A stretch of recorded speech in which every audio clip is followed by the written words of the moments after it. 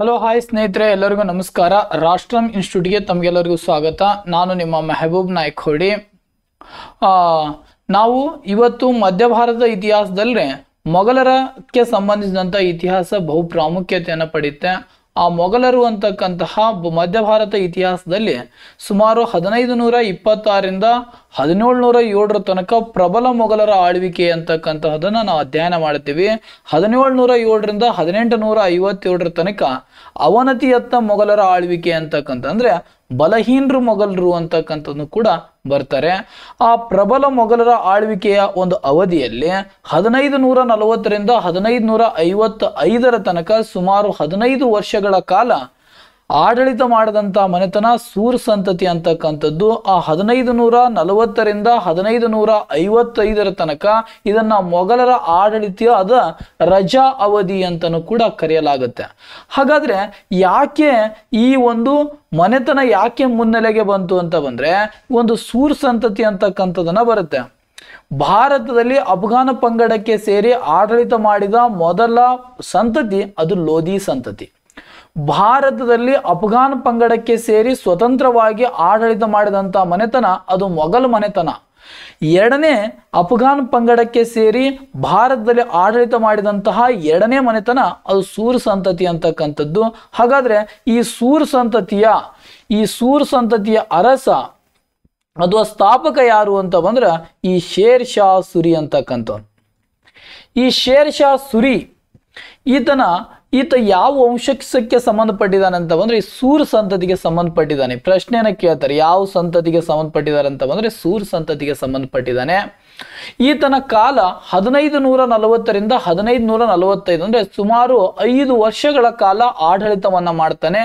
ಆದ್ರೆ ಸುಮಾರು 5 ವರ್ಷಗಳ ಕಾಲ ಆಡಳಿತ ಮಾಡಿದ್ರು ಕೂಡ ಇವತ್ತಿನ ದಿನದವರೆಗೂ ಕೂಡ ಈತನ ಸಾಧನೆಗಳು ಇವತ್ತು ಕೂಡ ಜೀವಂತವಾಗಿರಿಸಿದಾವೆ. ಹಾಗಾದ್ರೆ ಈ ಶೇರ್ ಶಾ ಸುರಿ ಯಾರು? ಶೇರ್ ಶಾ ಸುರಿ ಯಾಕೆ ನಾವು ಅಧ್ಯಯನ ಮಾಡ್ತೀವಿ ಅಂತ ಬಂದ್ರೆ ಅಫ್ಘಾನ್ ಪಂಗಡಕ್ಕೆ ಸೇರಿದಂತಹ ಒಬ್ಬ ಸೇನಾಧಿಪತಿ ಇದ್ದ ಹಸನ್ ಖಾನ್ ಅಂತಕ್ಕಂಥನು. ಯಾರು ಈತನ ತಂದೆ ಯಾರು ಅಂತ ಬಂದ್ರೆ ಹಸನ್ ಖಾನ್ ಅಂತಕ್ಕಂಥನು. ಹಸನ್ ಖಾನ್ ಈತನ ತಂದೆ ಯಾರು ಅಂತ ಬಂದ್ರೆ ಇಬ್ರಾಹಿಂ ಅಂತಕ್ಕಂಥವನು. ಇವರಿಬ್ರು ಸೇರಿ ಏನ್ ಮಾಡ್ತಾರೆ ಅಂತ ಬಂದ್ರೆ ಭಾರತದೊಳಗ ಇಲ್ಲಿ ಒಂದು ಪಂಜಾಬ್ ಭಾಗದಲ್ಲಿ ಬಂದು ನೆಲೆಸ್ತಾರೆ. ಪಂಜಾಬ್ ಭಾಗದಲ್ಲಿ ನೆಲೆಸಿ ಈ ಹಸನ್ ಖಾನ್ಗೆ 4 ಜನ ರಾಣಿಯರು 8 ಜನ ಮಕ್ಕಳಿರ್ತಾರೆ.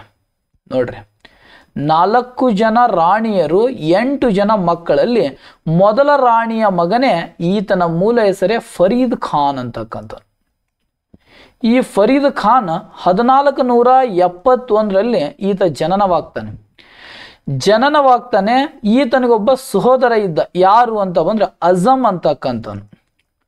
ಈ ಹಸನ್ ಖಾನ್ಗೆ 4 ಜನ ರಾಣಿಯರಲ್ಲಿ ಕೊನೆಯ ರಾಣಿಯ ಒಂದು ಕಿರುಕುಳವನ್ನ ತಾಳದೆ, ಅಂದ್ರೆ ಈ ಫರೀದ್ ಖಾನನ ಮಲತಾಯಿಯ ಕಿರುಕುಳವನ್ನ ತಾಳದೆ ಇವ್ರೇನ್ ಮಾಡ್ತಾರಂತ ಬಂದ್ರೆ ಇಲ್ಲಿ ಒಂದು ಬಿಹಾರ ಅಂತ ಬರುತ್ತ, ಗಂಗಾ ನದಿಯ ದಂಡೆಯ ಮೇಲಿರುವಂತ ಒಂದು ಸಸರಾಮ್ ಅಂತಕ್ಕಂತಹ ಈ ಒಬ್ಬ ಫರೀದು ತನ್ನ ಸಹೋದರ ಮತ್ತು ತನ್ನ ತಾಯಿದೊಂದಿಗೆ ಈ ಸಸರಾಮಕ್ಕೆ ಬಂದೇನಂತ ಬಂದ್ರೆ ಇಲ್ಲೊಬ್ಬ ಅರಸ ಇದ್ದ ಬಹರ್ ಖಾನ್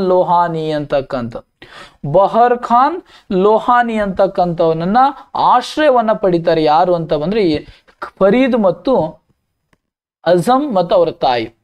ಮುಂದೆ ಏನ್ ಮಾಡ್ತಾರೆ, ಈ ದೆಹಲಿಯ ಸುಲ್ತಾನ್ರಲ್ಲಿ ಒಬ್ಬ ಅರಸ ಇದ್ದ, ಲೋಧಿ ಸಂತತಿಯ ಸ್ಥಾಪಕ ಬಹುಲ್ ಲೋಧಿ ಅಂತಕ್ಕಂಥವ್ರ ಆ ಒಂದು ಸೈನ್ಯದಲ್ಲಿ ಸೈನಿಕನಾಗಿ ಸೇರ್ಕೊಳ್ತಾನೆ.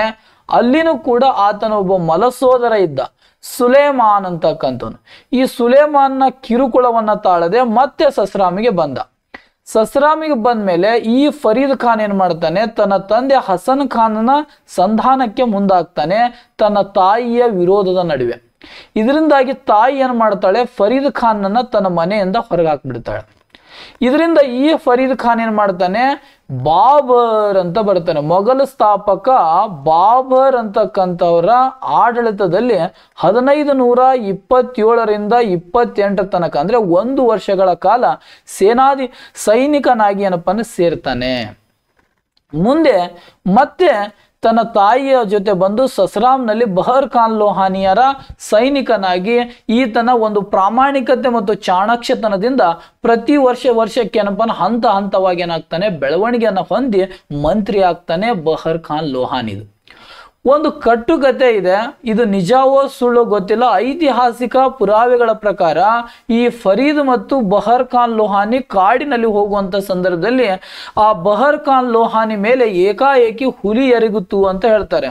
ಒಂದೊಂದು ಪುಸ್ತಕನಲ್ಲಿ ಸಿಂಹನು ಕೂಡ ಎರಗಿತು.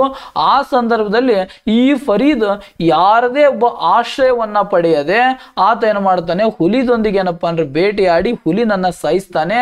ಇದರಿಂದ ಬಹರ್ ಖಾನ್ ಲೋಹಾನಿ ಅಂತಕ್ಕಂಥವ್ರು ಫರೀದ್ ಖಾನ್ಗೆ ಏನಪ್ಪ ಬಿರುದು ಕೊಡ್ತಾರೆ, ಶೇರ್ ಶಾ ಅಂತಕ್ಕಂಥ. ಆ ಶೇರ್ ಖಾನ್ ಅಂತಕ್ಕಂಥ ಬಿರುದು ಕೊಡ್ತಾರೆ. ಆ ಶೇರ್ ಖಾನ್ ಸೂರ್ ಪಂಗಡಕ್ಕೆ ಸೇರಿದ್ರಿಂದ ಶೇರ್ ಶಾ ಸುರಿ ಅಂತಕ್ಕಂಥ ಹೆಸರು ಬರುತ್ತೆ. ಈ ಬಹರ್ ಖಾನ್ ಲೋಹಾನಿ ಏನು ಮಾಡ್ತಾನೆ, ಮುಂದೇನಪ್ಪ ಮರಣ ಹೊಂದಿದ ಮೇಲೆ ಈ ಬಹರ್ ಖಾನ್ ಲೋಹಾನಿಯ ಒಬ್ಬ ಧರ್ಮ ಪತ್ನಿ ಇದ್ಲು. ಯಾರು ಅಂತ ಬಂದ್ರೆ ದೂದ್ ಬೀಬಿ ಅಂತಕ್ಕಂಥದ್ದು. ದೂದ್ ಬೀಬಿ ಏನಪ್ಪ ಆಡಳಿತವನ್ನ ಮಾಡ್ತಾಳೆ. ದೂದ್ ಬೀಬಿ ಆಡಳಿತವನ್ನ ಮಾಡುವಂತ ಸಂದರ್ಭದಲ್ಲಿ ಈ ಶೇರ್ ಶಾ ಸುರಿ ಏನ್ ಮಾಡ್ತಾನೆ ಅಂತ ಬಂದ್ರೆ ಹುಮಾಯೂನನ ಆಡಳಿತದಲ್ಲಿ ಸೇರ್ಕೊಳ್ತಾನೆ. ಹುಮಾಯೂನ್ ಏನ್ ಮಾಡ್ತಾನಂತ ಬಂದ್ರೆ 1532 ವೇಳೆಗೆ ಹುಮಾಯೂನ್ ಮೊಹಮ್ಮದ್ ಲೋಧಿಯನ್ನ ಸೋಲಿಸಿ ಉತ್ತರ ಪ್ರದೇಶದ ಮಿರ್ಜಾಪುರದ ಬಳಿ ಒಂದು ಚುನಾರ ಅಂತಕ್ಕಂಥ ಕೋಟೆ, ಯಾವ ಕೋಟೆ, ಚುನಾರ ಅಂತಕ್ಕಂಥ ಒಂದು ಕೋಟೆ, ಆ ಚುನಾರ ಕೋಟೆಯನ್ನು ಏನ್ ಮಾಡ್ತಾನೆ, ವಶಪಡಿಸಿಕೊಂಡು ಚುನಾರ ಕೋಟೆಯ ಮುಖ್ಯಸ್ಥನನ್ನಾಗಿ ಶೇರ್ ಶಾ ಸುರಿನನ್ನ ನೇಮಕ ಮಾಡ್ತಾನೆ. ನೋಡಿ, ಹುಮಾಯೂನನು ತನ್ನ ಜೀವನದಲ್ಲಿ ಮಾಡಿದ ಅತ್ಯಂತ ತಪ್ಪು ನಿರ್ಧಾರವೇ ಚುನಾರ ಕೋಟೆಗೆ ಶೇರ್ ಶಾ ಸುರಿನನ್ನ ನೇಮಕನನ್ನಾಗಿ ಮಾಡಿದ್ದೆ ಹುಮಾಯೂನನ ದೊಡ್ಡ ತಪ್ಪು ನಿರ್ಧಾರವಾಗಿರುತ್ತೆ. ಯಾಕಂತ ಬಂದ್ರೆ ಈ ಒಂದು ಶೇರ್ ಶಾ ಸುರಿ ಅತ್ಯಂತ ಮಹತ್ವಾಕಾಂಕ್ಷೆಯ ಅರಸನಾಗಿ ಅತ್ಯಂತ ಮಹತ್ವಾಕಾಂಕ್ಷೆಯ ವ್ಯಕ್ತಿಯಾಗಿದ್ದ. ಈತ ವಯಸ್ಸಿನಲ್ಲಿ ಹುಮಾಯೂನ್ನ ತಂದೆ ಬಾಬರ್ಗಿಂತಲೂ ಕೂಡ ಸೀನಿಯರ್ ಆಗಿದ್ದ. ಅಂದ್ರೆ ಬಾಬರಿನ ಡೇಟ್ ಆಫ್ ಬರ್ತ್ 1483, ಆದ್ರೆ ಶೇರ್ ಶಾ ಸುರಿಯ ಡೇಟ್ ಆಫ್ ಬರ್ತ್ 1471. ಇದರಿಂದಾಗಿ ಬಾಬರು ಭಾರತದಲ್ಲಿರುವಂತಹ ಮೇವಾಡದ ರಾಣಾ ಸಂಘ ಮತ್ತು ಅಲಂ ಖಾನ್ ಲೋಧಿ ಅವರ ಮನವಿಯ ಮೇರೆಗೆ ಭಾರತ ಮೇಲೆ ದಾಳಿ ಮಾಡಿ ಭಾರತೀಯ ಅರಸರನ್ನ ಸೋಲಿಸಿ ಭಾರತದಲ್ಲಿದ್ದಂತಹ ಸಂಪತ್ತನ್ನ ಬಗ್ಗೆ ಅರಿತುಕೊಂಡು ಇಲ್ಲಿ ಮೊಘಲ್ ಸಾಮ್ರಾಜ್ಯವನ್ನ ಸ್ಥಾಪನೆ ಮಾಡಿದ್ದ. ಆದ್ರೆ ಶೇರ್ ಶಾ ಸುರಿ ತನ್ನ ಬಾಲ್ಯ ದಿನಗಳಿಂದ ಭಾರತದಲ್ಲಿ ಒಂದು ಶಾಶ್ವತವಾದಂತಹ ಪ್ರಬಲವಾದಂತಹ ಒಂದು ಸಾಮ್ರಾಜ್ಯವನ್ನ ಕಟ್ಟುವಂತಹ ಗುರಿಯನ್ನ ಹೊಂದಿದ್ದ ಯಾರು ಅಂತ ಬಂದ್ರೆ ಈ ಶೇರ್ ಶಾ ಸುರಿ. ಈ ಚುನಾರ ಕೋಟೆಯ ಮುಖ್ಯಸ್ಥನಾಗಿ ಇದರ ಲಾಭವನ್ನ ಪಡೆದುಕೊಂಡು ಒಂದು ಪ್ರಬಲವಾದಂತಹ ಸೈನ್ಯವನ್ನ ಕಟ್ತಾನೆ.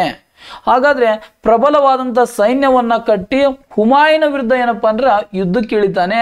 ಆ ಸಂದರ್ಭದಲ್ಲಿ ಹುಮಾಯೂನ್ ಏನು ಮಾಡ್ತಾನಂತ ಬಂದ್ರೆ ಆತನನ್ನ ಸೋಲಿಸಿ ಸಸ್ರಾಮ್ಗೆ ಏನಪ್ಪಾ ಅಂತ ಬಂದು ಸೋಲಿಸ್ತಾನೆ. ಆ ಸಂದರ್ಭದಲ್ಲಿ ಏನಪ್ಪಾ ಅಂದ್ರೆ ಶೇರ್ ಶಾ ಸುರಿ ಸಸ್ರಾಮ್ಗೆ ಏನಪ್ಪಾ ಬಂದು ಪ್ರಬಲವಾದಂತ ಸೈನ್ಯವನ್ನ ಕಟ್ತಾನೆ. 1539 ಅಂತ ಬಂದ್ರೆ 1539ರಲ್ಲಿ ಈ ಒಂದು ಗಂಗಾ ನದಿಯ ತೀರದಲ್ಲಿ ಬಿಹಾರ ರಾಜ್ಯದಲ್ಲಿರುವಂತಹ ಬಕ್ಸಾರ ಜಿಲ್ಲೆಯ ಒಂದು ಚೌಸಾ ಅಂತಕ್ಕಂಥ ಸ್ಥಳ, ಎಲ್ಲಿ ಚೌಸಾ ಅಂತಕ್ಕಂಥ ಸ್ಥಳದಲ್ಲಿ ಮತ್ತೆ ಶೇರ್ ಶಾ ಸುರಿ ಮತ್ತು ಹುಮಾಯೂನ್ ಮುಖಾಮುಖಿ ಆಗ್ತಾರೆ. ಆ ಸಂದರ್ಭದಲ್ಲಿ ಹುಮಾಯೂನ್ ಏನ್ ಮಾಡ್ತಾನಂತ ಬಂದ್ರೆ ಶೇರ್ ಶಾ ಸುರಿಯ ಒಂದು ಪ್ರಬಲ ಸೈನ್ಯದ ಮುಂದೆ ಹುಮಾಯೂನ್ ಸೋತು ಸುಣ್ಣನಾಗಿ ಯುದ್ಧ ಭೂಮಿಯಿಂದಲೇ ಪಲಾಯನಗೈತಾನೆ.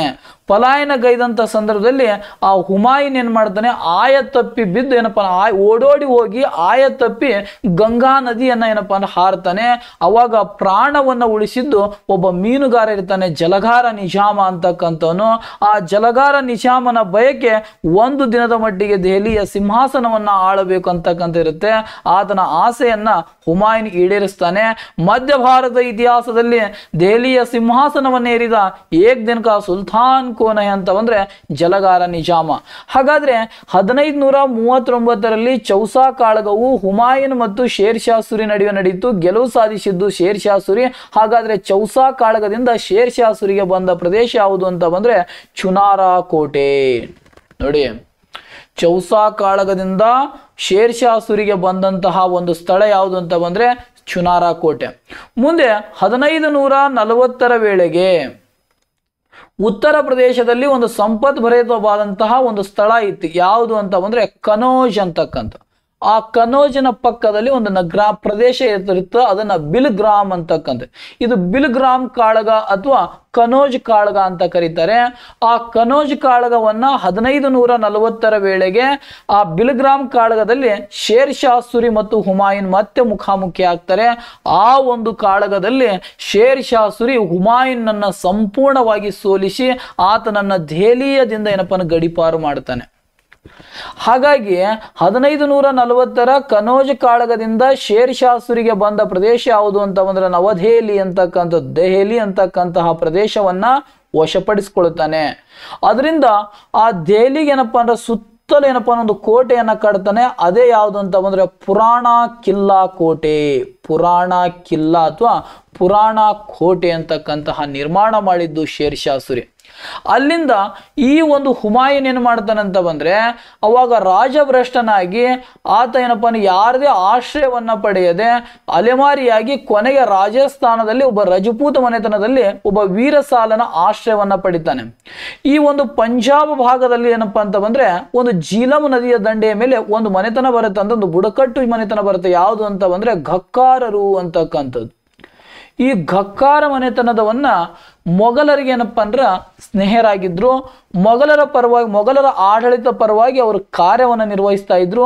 ಹುಮಾಯೂನ್ಗೂ ಕೂಡ ಸಹಾಯವನ್ನ ಮಾಡಲು ಮುಂದಾಗಿದ್ರು.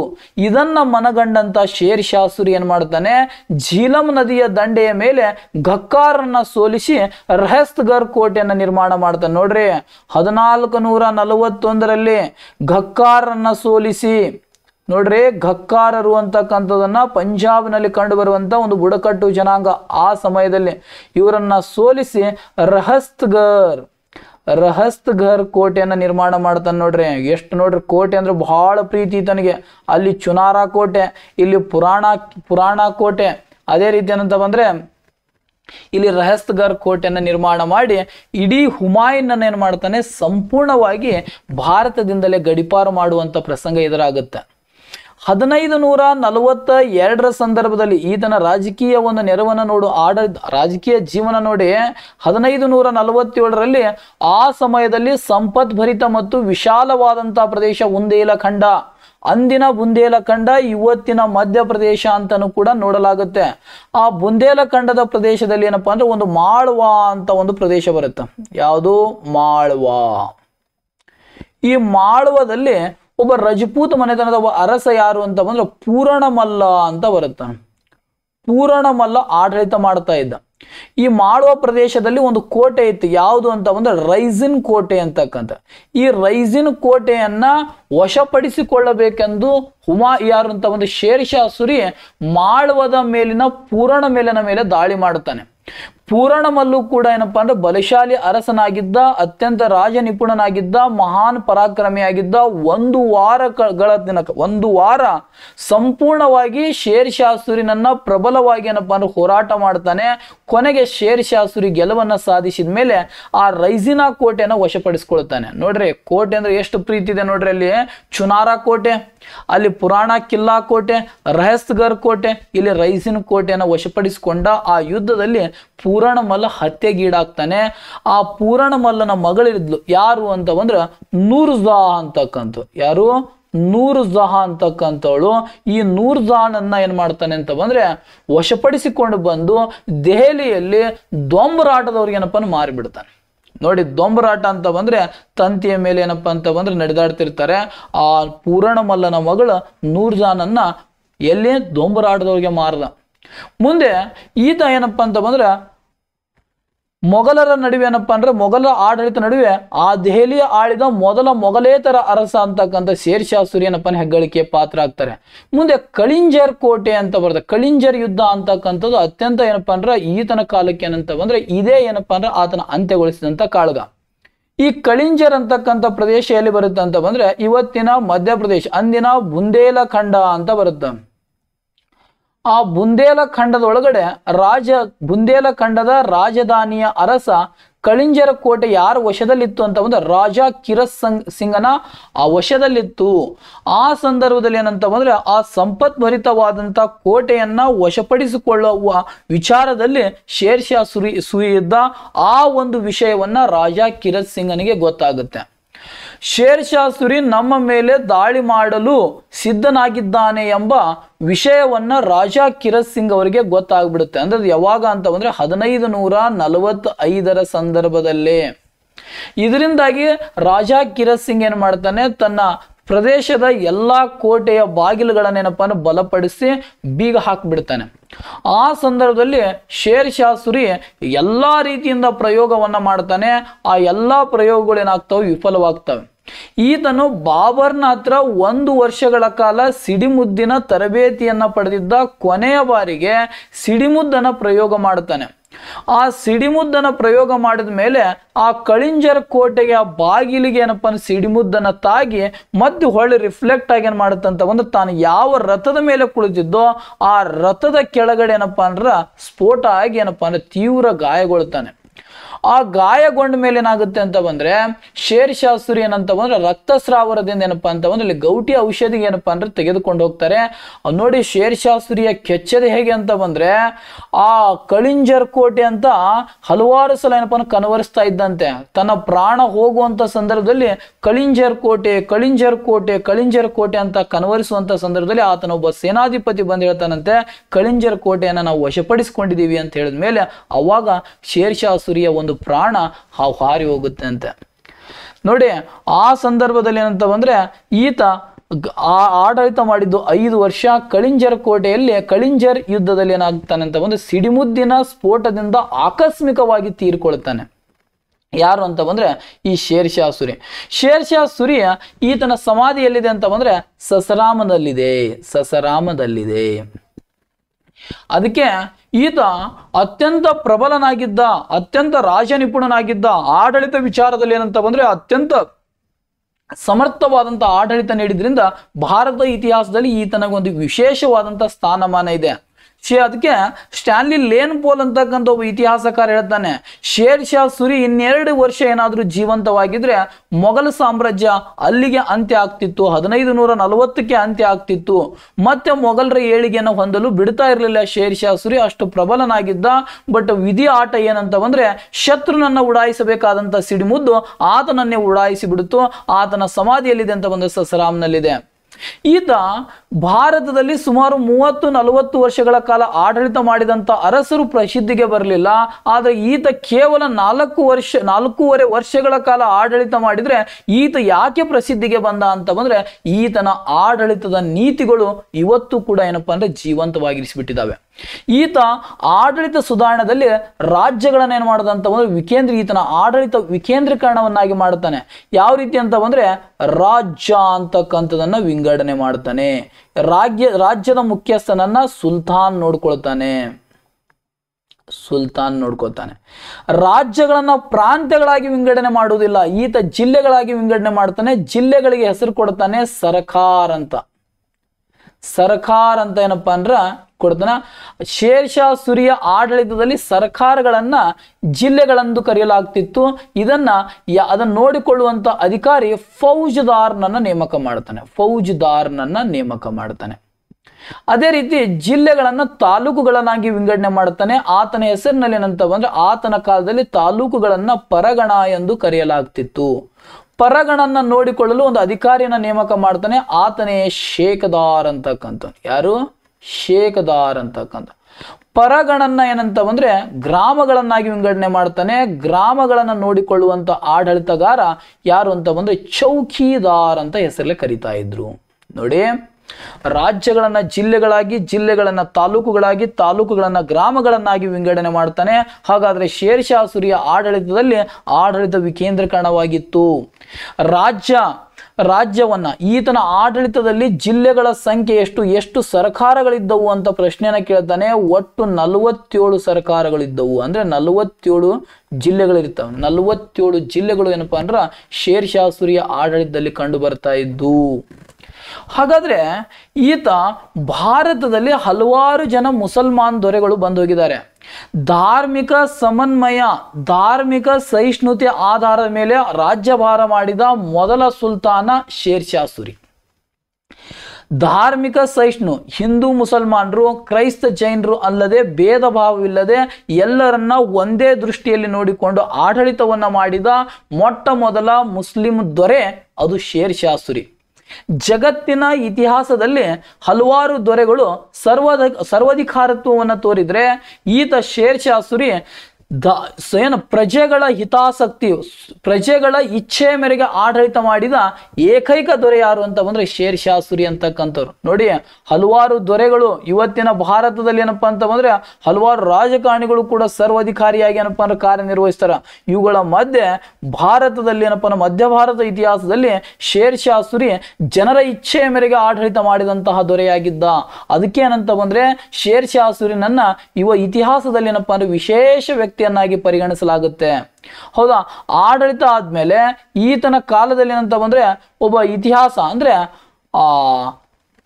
ಶೇರ್ ಶಾ ಸೂರಿಯ ಆಡಳಿತವನ್ನ, ಆ ಆಡಳಿತ ಯೋಚನೆಗಳನ್ನ ಯಥಾವತ್ತಾಗಿ ಜಾರಿಗೊಳಿಸಿದ್ದು ಅಕ್ಬರ್. ಇದರಿಂದ ಭಾರತ ಒಬ್ಬ ಇತಿಹಾಸಕಾರ ಬರ್ತಾರೆ, ಈಶ್ವರಿ ಪ್ರಸಾದ್ ಅಂತಕ್ಕಂಥ ಒಬ್ಬ ಇತಿಹಾಸಕಾರ ಅಕ್ಬರ್ನ ಆಡಳಿತದ ಮುನ್ಸೂಚಕ ಶೇರ್ ಶಾ ಸೂರಿ ಅಂತ ಕರೆಯಲಾಗುತ್ತೆ.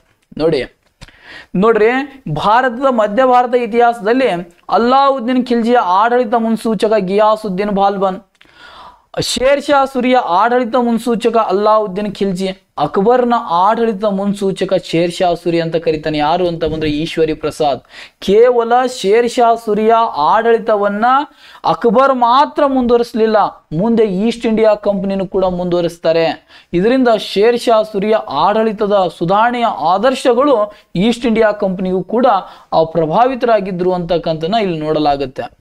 ಇಲ್ಲಿ ಏನ್ ಮಾಡಿದ್ದ ಅಂತ ಬಂದ್ರೆ ರಾಜ್ಯ, ಜಿಲ್ಲೆ, ತಾಲೂಕು ಮತ್ತು ಗ್ರಾಮಗಳನ್ನಾಗಿ ವಿಂಗಡಿಸಿದ್ದ. ಗ್ರಾಮಗಳಲ್ಲಿ ಏನೇ ಅಪರಾಧ ಪ್ರಕರಣಗಳನ್ನ ನಿರ್ವಹಿಸುವ ಸಲುವಾಗಿ ಒಬ್ಬ ಅಧಿಕಾರಿನನ್ನ ನೇಮಕ ಮಾಡಿರ್ತಾನೆ, ಆತನೇ ಮುಕ್ದಮ್ ಅಂತಕ್ಕಂಥ. ನೋಡ್ರಿ, ಪ್ರಶ್ನೆನ ಕೇಳ್ತಾನೆ, ಗ್ರಾಮದಲ್ಲಿ ನಡೆಯುವಂತ ಅಂದ್ರೆ ಶೇರ್ ಶಾ ಸೂರಿಯ ಆಡಳಿತದಲ್ಲಿ ಗ್ರಾಮಗಳಲ್ಲಿನ ಅಪರಾಧ ಪ್ರಕರಣಗಳನ್ನ ನಿರ್ವಹಣೆ ಮಾಡ್ತಾ ಇರುವಂತ ಅಧಿಕಾರಿಯ ಹೆಸರು ಏನು ಅಂತ ಬಂದ್ರೆ ಮುಕ್ದಮ್ ಅಂತಕ್ಕಂಥದ್ದು. ಆ ಮುಕ್ದಮ್ ಏನ್ ಮಾಡ್ತಿದ್ದ ಅಂತ ಬಂದ್ರೆ ಜವಾಬ್ದಾರಿ ಇತ್ತು.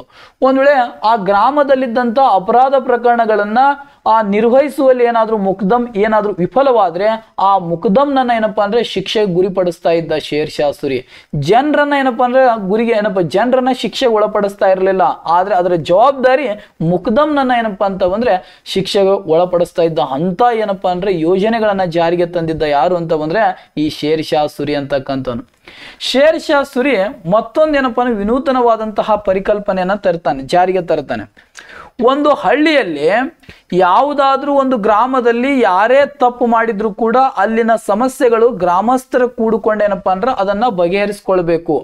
ಒಂದು ವೇಳೆ ಏನಾದ್ರೂ ಅರಸನ ಮುಂದೆ ಹೋದ್ರೆ ಅಥವಾ ಶೇರ್ ಶಾ ಸೂರಿ ಹತ್ರ ಸುಲ್ತಾನ್ ಮುಂದೆ ಹೋದ್ರೆ ಯಾರೇ ತಪ್ಪು ಮಾಡಿದ್ರು ಕೂಡ ಅದು ಎಂಟೈರ್ ಅಂದ್ರೆ ಆ ಹಳ್ಳಿಗೆ ಏನಪ್ಪಾ ಅಂದ್ರೆ ಶಿಕ್ಷೆಗೆ ಒಳಪಡಿಸ್ತಾ ಇದ್ದ ಯಾರು ಅಂತ ಬಂದ್ರೆ ಶೇರ್ ಶಾ ಸೂರಿ. ಈತನ ಕಾಲದಲ್ಲಿ ಅದಕ್ಕೆ ಏನಪ್ಪಾ ಅಂದ್ರ ನ್ಯಾಯಿಕವಾಗಿ ಏನಂತ ಬಂದ್ರೆ ಈತ ಒಂದ್ ಕಡೆ ಒಂದು ಕೊಟೇಶನ್ ಕೊಡ್ತಾನೆ. ಪದೇ ಪದೇ ಏನಂತ ಬಂದ್ರೆ ಆ ಒಂದು ಕ್ವಶನ್ ಕೂಡ ಏನಪ್ಪಾ ಅಂದ್ರೆ KPSC ಅಲ್ಲಿ ಕ್ವಶನ್ ಕೇಳಿದ್ದಾರೆ. ನನ್ನ ಒಂದು ನ್ಯಾಯಿಕ ಶಿಕ್ಷೆಯಲ್ಲಿ ಅಂದ್ರೆ ಯಾವುದೇ ಒಂದು ಕಾನೂನು ನನ್ನ ಕಾನೂನು ವಿರುದ್ಧ ನಾನೇ ನಡೆದುಕೊಂಡ್ರೆ ನನ್ನ ವಿರುದ್ಧನೇ ಏನಪ್ಪಾ ಶಿಕ್ಷೆಯನ್ನ ಕೊಡಿಸ್ಕೊಳ್ತೀನಿ ಅಂತ ಹೇಳ್ತಿದ್ದ. ನಾನು ನನ್ನ ಕಾನೂನನ್ನ ಉಲ್ಲಂಘನೆ ಮಾಡಿದ್ದೆ ಆದ್ರೆ ನನ್ನ ವಿರುದ್ಧನೇ ನಾನೇ ಶಿಕ್ಷಿಸಿಕೊಳ್ಳುತ್ತೇನೆ ಅಂತಕ್ಕಂತಹ ಒಂದು ಹೇಳಿಕೆಯನ್ನು ಕೂಡ ಶೇರ್ ಶಾ ಸೂರಿ ಕೊಟ್ಟಿದ್ದಂತೆ. ಅಂತ ಏನಪ್ಪಾ ಪ್ರಾಮಾಣಿಕ ಕಾನೂನು ವಿಚಾರದಲ್ಲಿ ಪ್ರಾಮಾಣಿಕ ವ್ಯಕ್ತಿಯಾಗಿದ್ದ ಯಾರು ಅಂತ ಬಂದ್ರೆ ಈ share Shah Suri.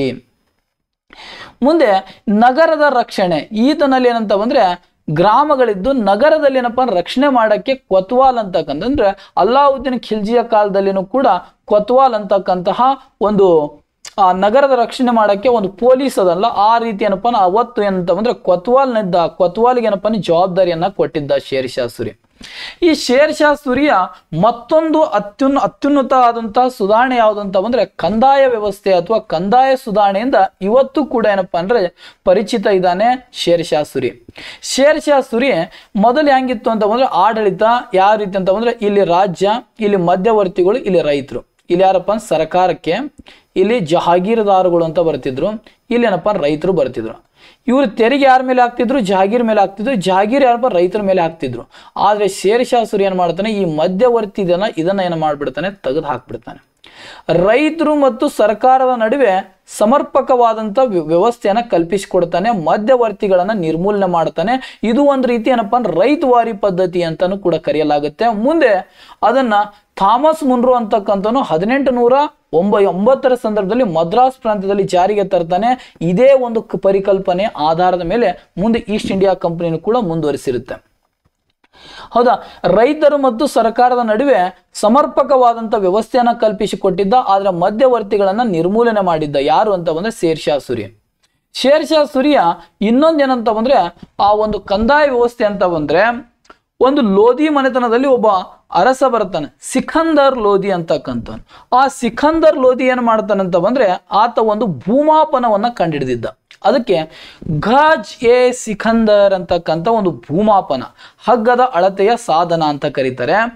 Gauge A Sikandar ಅಂತಕ್ಕಂಥ ಭೂಮಾಪನದ ಸಹಾಯದಿಂದಾಗಿ ತನ್ನ ಸಾಮ್ರಾಜ್ಯದ ಒಟ್ಟು ಎಲ್ಲಾ ಭೂಮಿಯನ್ನ ಏನ್ ಮಾಡ್ತಾನೆ, ಸರ್ವೆ ಮಾಡಿಸ್ತಾನೆ. ಆ ಸರ್ವೆ ಮಾಡಿದ ಮೇಲೆ ಅದರ ಇಳುವರಿಯ ಆಧಾರದ ಮೇಲೆ, ಇಲ್ಲಿ ನೋಡಿ ವರ್ಡ್, ಇಳುವರಿಯ ಆಧಾರದ ಮೇಲೆ ಏನ್ ಮಾಡ್ತಾನೆ, ಭೂಮಿಯನ್ನ 3 ರೀತಿ ವಿಂಗಡಣೆ ಮಾಡ್ತಾನೆ. ಪೋಲಜ್, ಚಚಾರ್, ಬಂಜರ್ ಅಂತಕ್ಕಂಥ. ಪೋಲಜ್ ಅಂತ ಬಂದ್ರೆ ವರ್ಷದಿಂದ ವರ್ಷಕ್ಕೆ ಇಳುವರಿ ನೀಡುವಂತ ಭೂಮಿ, ಅದನ್ನ ಅತ್ಯುತ್ತಮ ಅಥವಾ ಉತ್ತಮ ಭೂಮಿ ಅಂತ ಪರಿಗಣಿಸಲಾಗ್ತಿತ್ತು. ಚಚಾರ್ ಅಂದ್ರೆ 1 ಅಥವಾ 2 ವರ್ಷ ಬಿಟ್ಟು ಇಳುವರಿ ನೀಡುವಂತಹ ಭೂಮಿಯನ್ನ ಮಧ್ಯಮ್ ಅಂತಕ್ಕಂಥ ಭೂಮಿ ಅಂತ ತೆಗೆದುಕೊಳ್ತಾ ಇದ್ರು. ಬಂಜರ್ ಅಂತಕ್ಕಂಥ 5 ವರ್ಷ ಬಿಟ್ಟೇನಪ್ಪ ಇಳುವರಿ ನೀಡುವಂತಹ ಭೂಮಿಯನ್ನ ಅಧಮ್ ಅಂತಕ್ಕಂಥ ನೀಡ್ತಾ ಇದ್ರು.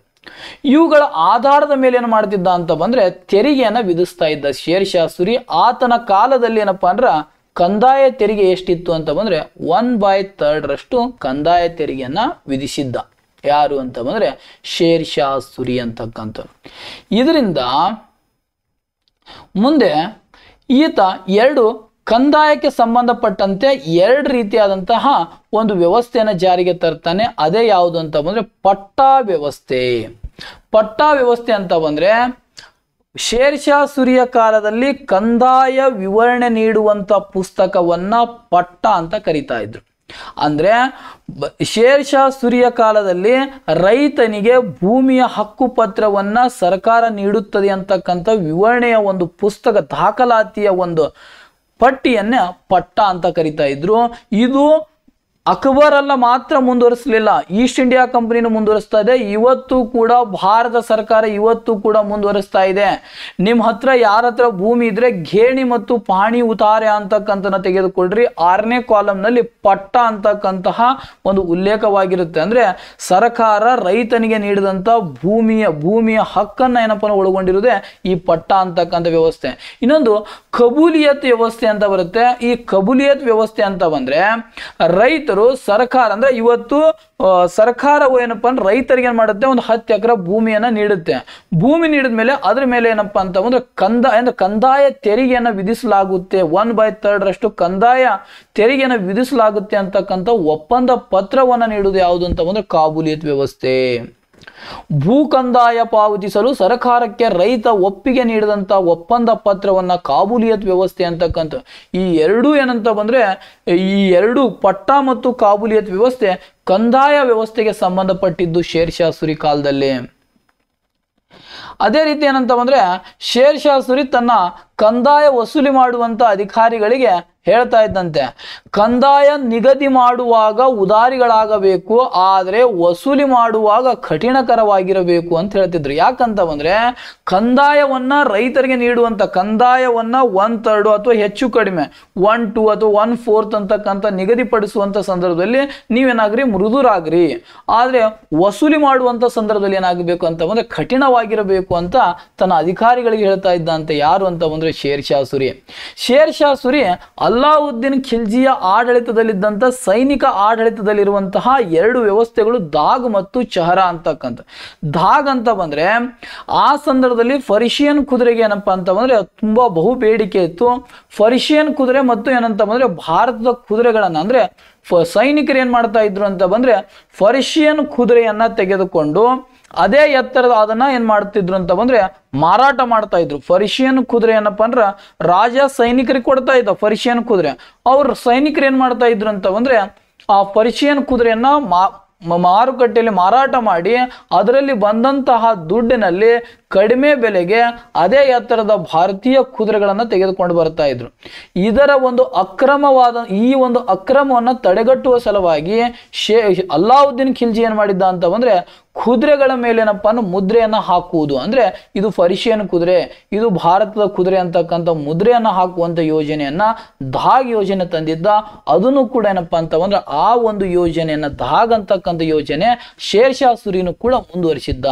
ಇನ್ನೊಂದು ಚಹರಾ ಅಂತಕ್ಕಂಥ ಸೈನಿಕರು ಯುದ್ಧದ ಸಂದರ್ಭದಲ್ಲಿ ಕಡ್ಡಾಯವಾಗಿ ಹಾಜರಾತಿ ಸಲುವಾಗಿ ಏನ್ ಮಾಡಿದ್ರು ಅಂತ ಬಂದ್ರೆ ಆ ಚಹರಾ ಅಂತಕ್ಕಂಥ ಯೋಜನೆ ತಂದಿದ್ದ ಅಲ್ಲಾವುದ್ದೀನ್ ಖಿಲ್ಜಿ. ಸೈನಿಕರು ಮತ್ತು ಕುದುರೆಗಳ ಅದರ ಮುಖಲಕ್ಷಣಗಳನ್ನ ಬರೆದುಕೊಳ್ಳುವಂತಹ ವಿವರವಾದಂತಹ ಪಟ್ಟಿಯನ್ನ ಚಹರಾ ಪದ್ಧತಿ ಅಂತ ಕರೀತಾರೆ. ಆ ಚಹರಾ ಪದ್ಧತಿನೂ ಕೂಡ ಶೇರ್ ಶಾ ಸೂರಿ ಮುಂದುವರಿಸಿದ್ದ. ಅದೇ ರೀತಿ ಈತನ ಕಾಲದಲ್ಲಿ ಏನಪ್ಪಾ ನಾಣ್ಯಗಳು ಅಂತ ಬರ್ತವೆ.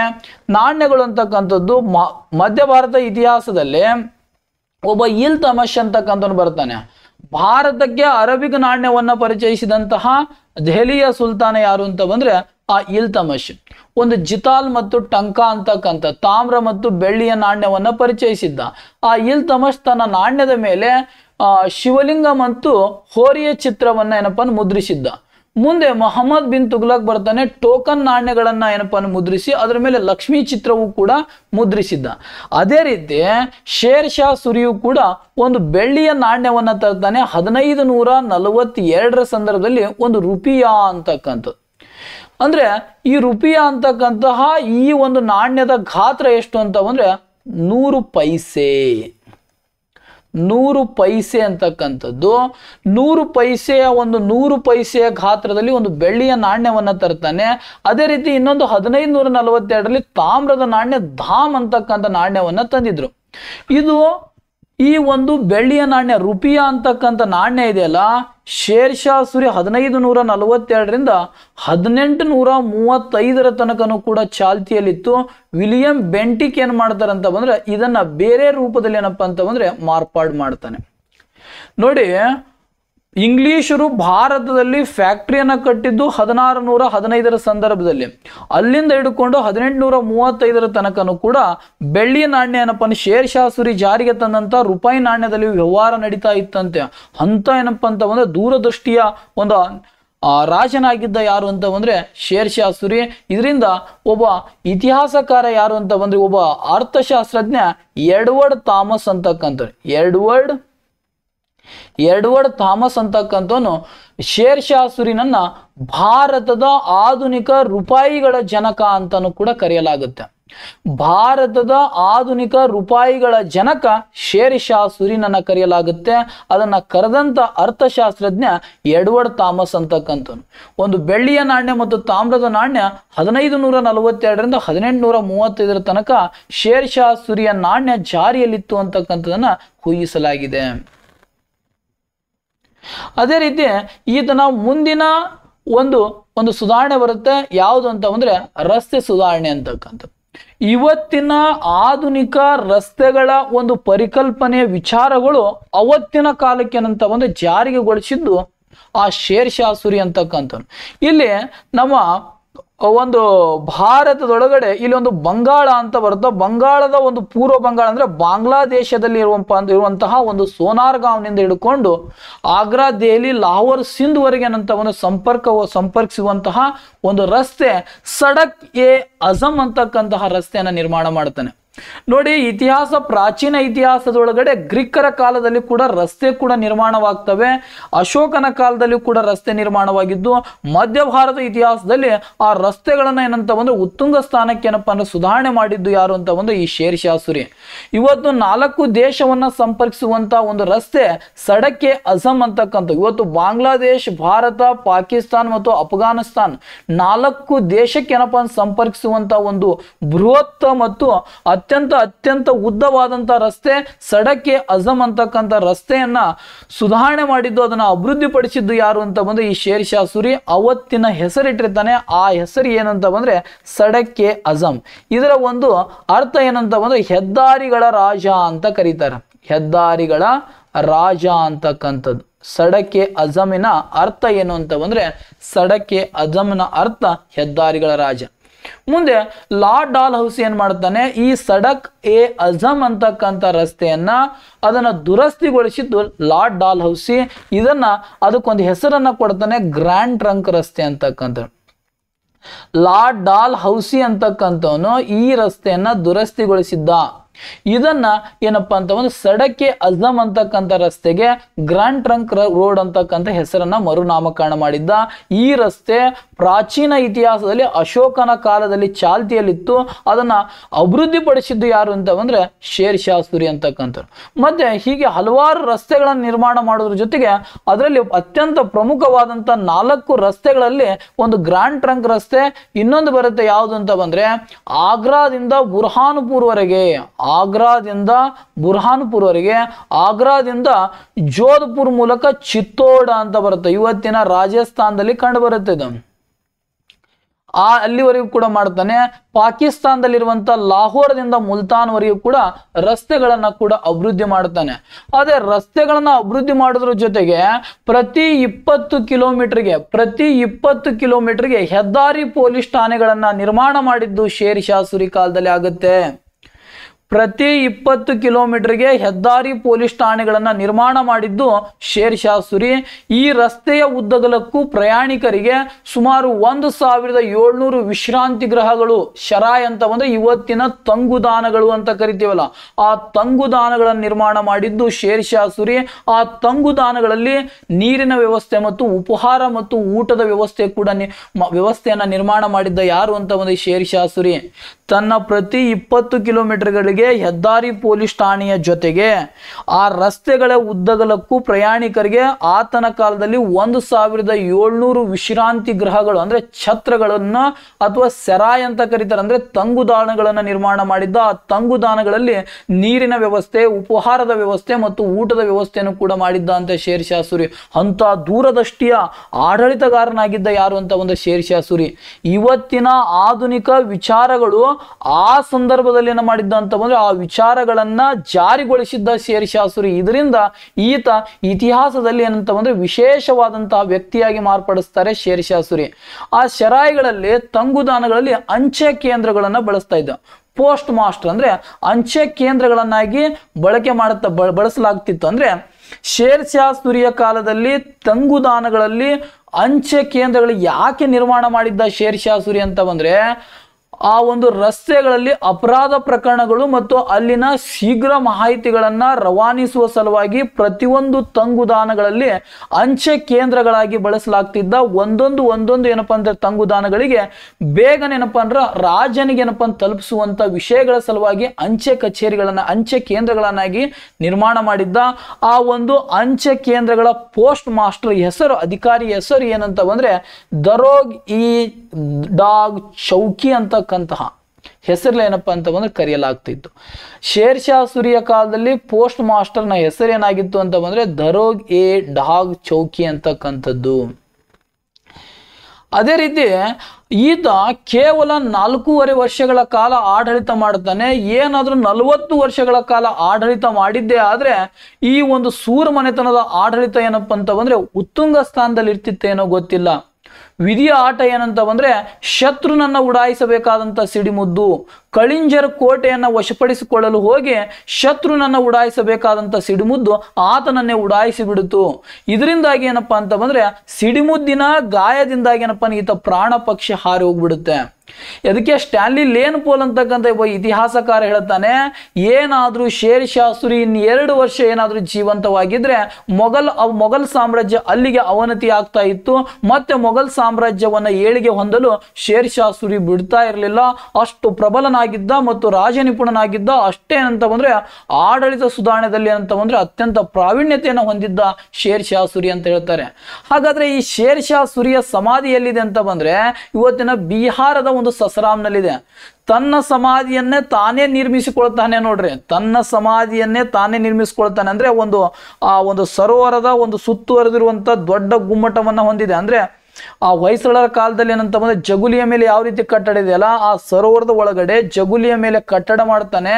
ಕಲಾತ್ಮಕವಾಗಿ ಅತ್ಯಂತ ಶ್ರೀಮಂತಿಕೆಯನ್ನು ಹೊಂದಿದೆ.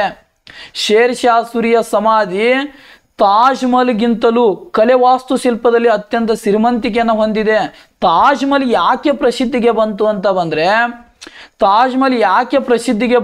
ಬಂದ್ರೆ ಅದು ಪ್ರೇಮ ಸ್ಮಾರಕವಾಗಿದ್ರಿಂದ ಅದು ಪ್ರಸಿದ್ಧಿಗೆ ಬಂತು. ಇದು ಕೇವಲ ಒಂದೇನಪ್ಪ ಸಮಾಧಿಯಾಗಿದ್ರಿಂದ ಕೇವಲ ಸಮಾಧಿಯಾಗಿ ಮಾರ್ಪಡ್ತು. ಕಲಾತ್ಮಕವಾಗಿ ಅತ್ಯಂತ ಶ್ರೀಮಂತಿಕೆ ಹೊಂದಿದೆ. ಒಬ್ಬ ಬಿ.ಪಿ. ಕನಂಗೋ ಅಂತಕ್ಕಂಥ ಒಬ್ಬ ಇತಿಹಾಸಕಾರ ಹೇಳ್ತಾನೆ, ಸಸರಾಮ್ನಲ್ಲಿರುವಂತಹ ಶೇರ್ ಶಾ ಸೂರಿಯ ಸಮಾಧಿಯ ಹೊರಭಾಗದಲ್ಲಿ ಶೇರ್ ಶಾ ಸೂರಿಯ ಒಂದು ಗಡಸು ವ್ಯಕ್ತಿತ್ವ ಪ್ರತಿನಿಧಿಸಿದ್ರೆ ಒಳಭಾಗದಲ್ಲಿ ಅಂದ್ರೆ ಸಸರಾಮಿನ ಒಳಭಾಗದಲ್ಲಿ ಮೃದು ವ್ಯಕ್ತಿತ್ವವನ್ನು ಪ್ರತಿನಿಧಿಸುತ್ತೆ ಅಂತ ಬಿ.ಪಿ. ಕನಂಗೋ ಅಂತಕ್ಕಂಥ ಒಬ್ಬ ಇತಿಹಾಸಕಾರ ಹೇಳ್ತಾನೆ. ನೋಡಿ, ಜನರ ಇಚ್ಛೆಯ ಮೇರೆಗೆ ಆಡಳಿತ ಮಾಡಿದ ಜಗತ್ತಿನ ಮೊದಲ ದೊರೆ ಶೇರ್ ಶಾ ಸೂರಿ.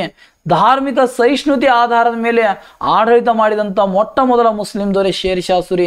ಈತನ ಆಡಳಿತ ಅಪೂರ್ಣವಾಯಿತು ಅಂದ್ರೆ 4.5 ವರ್ಷಗಳ ಕಾಲ ಆಡಳಿತ ಮಾಡಿದ್ರಿಂದ ಹಲವಾರು 400 ವರ್ಷಗಳ ಕಾಲ ನೆನಪಿಡುವಂತಹ ಒಂದೇನಪ್ಪ ಅಂದ್ರೆ ಆಡಳಿತ ಸುಧಾರಣೆಯನ್ನ ಮಾಡಿದ್ದ ಶೇರ್ ಶಾ ಸೂರಿ ಅಂತಕ್ಕಂಥ. ಈ ಶೇರ್ ಶಾ ಸೂರಿಯ ಮರಣದ ನಂತರ ಏನಂತ ಬಂದ್ರೆ ಇಸ್ಲಾಂ ಶಾ ಅಂತಕ್ಕಂಥ ಬರ್ತಾರೆ. ಇಸ್ಲಾಂ ಶಾ ನಂತರ ಸಿಕಂದರ್ ಶಾ ಅಂತ ಬರ್ತಾರೆ. ಸಿಕಂದರ್ ಶಾ ನಂತರ ಮೊಹಮ್ಮದ್ ಆದಿಲ್ ಶಾ ಅಂತಕ್ಕಂಥ ಆಳ್ವಿಕೆ ಮಾಡ್ತಾರೆ. ಶೇರ್ ಶಾ ಸೂರಿಯ ಮರಣದ ನಂತರ ಮತ್ತೆ ಸೂರ್ ಮನೆತನದಲ್ಲಿ ಮತ್ತೆ ಪ್ರಬಲನಾದಂಥ ಅರಸ ಉದಯಿಸಲಿಲ್ಲ. ಇದರಿಂದಾಗಿ 1555ರಲ್ಲಿ ಸರ್ಹಿಂದ್ ಕಾಳಗದಲ್ಲಿ ಸಿಕಂದರ್ ಸೂರಿನನ್ನ ಸೋಲಿಸಿ ಮತ್ತೆ ಹುಮಾಯೂನ್ ಏನ್ ಮಾಡ್ತಾನೆ, ದೆಹಲಿಯವನ್ನ 2ನೇ ಬಾರಿ ಸಿಂಹಾಸನವನ್ನ ಏರ್ತಾನೆ. ಇದು ಏನಾಗಿತ್ತು ಅಂತ ಬಂದ್ರೆ ಸೂರ್ ಸಂತತಿಯ ಬಗ್ಗೆ ತರಗತಿಯಾಗಿತ್ತು. ಇದೇ ರೀತಿ ಏನಂತ ಬಂದ್ರೆ ರಾಷ್ಟ್ರಂ ಯೂಟ್ಯೂಬ್ ಚಾನಲ್ ಅನ್ನ ಸಬ್ಸ್ಕ್ರೈಬರ್ ಮಾಡ್ರಿ. ಅದ್ಭುತವಾದಂತಹ ರಿಸೋರ್ಸ್ ಪರ್ಸನ್ಗಳನ್ನ ಬರ್ತಾ ಇದ್ದಾರೆ, ಅದನ್ನ ಫಾಲೋ ಅಪ್ ಮಾಡ್ರಿ. ಅವರ ಒಂದು ಹೇಳುವಂತ ವಿಷಯಗಳನ್ನ ನೋಟ್ಸ್ ಅನ್ನಾಗಿ ನೀವು ಮಾಡಿಕೊಂಡೇನಂತ ಬಂದ್ರೆ ಯಶಸ್ಸನ್ನ ದೊರೆಯುತ್ತದೆ. ನಿಮ್ಮ ಪ್ರಯತ್ನ ಯಾವುದೇ ಕಾರಣಕ್ಕೂ ವ್ಯರ್ಥವಾಗುವುದು ಬೇಡ. ಅದೇ ರೀತಿ ಅಂತ ಬಂದ್ರೆ ಮುಂದೆ ಬರುವಂತ ಹಲವಾರು ನೋಟಿಫಿಕೇಶನ್ಗಳು ಕೂಡ ಇನ್ನು KPSC ಮುಂದಿದಾವೆ.